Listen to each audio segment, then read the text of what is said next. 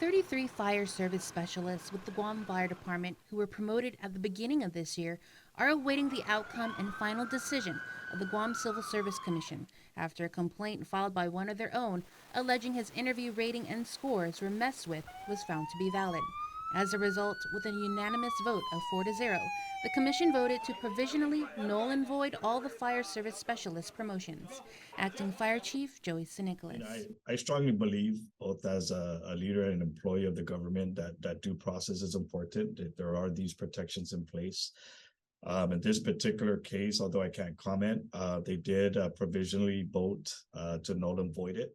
It was during a civil service hearing that took place on September 28th when the Board of Commissioners listened to the findings from a post-audit staff investigation that was conducted after the Commission voted unanimously to proceed with the investigation. The investigation is a result of a complaint that was originally filed with the CSC in April. The complainant, a firefighter 2, applied to be promoted to the fire service specialist position but was not selected.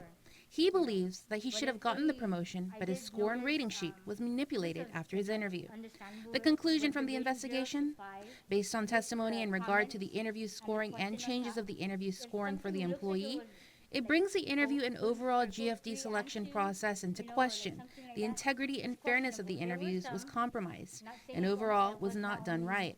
It gave potential insight that interview scores for others could have been altered. We should know that the fire service specialist promotions occurred when former Fire Chief Dan Stone was at the helm.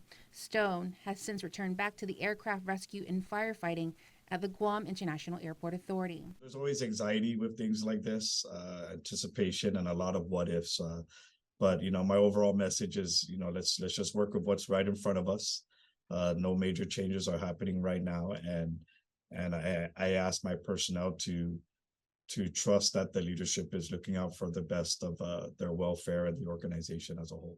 So Nicholas adds, without saying too much, my overall is just basically protecting the rights of our employees first and foremost, and ensuring the overall good for the Guam Fire Department and the organization and the people who are a part of it. Meanwhile, GFD has until October 9th to submit its response, which St. Nicholas fully intends to do. Commission Vice Chairman Anthony Benaventi looks forward to GFD's response. I really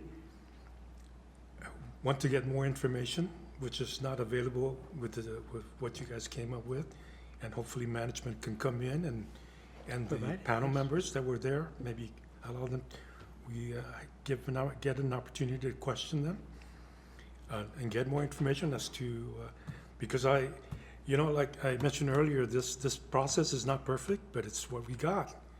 And if we mess with it, what else do we have? Jonagan Charfris, KM News.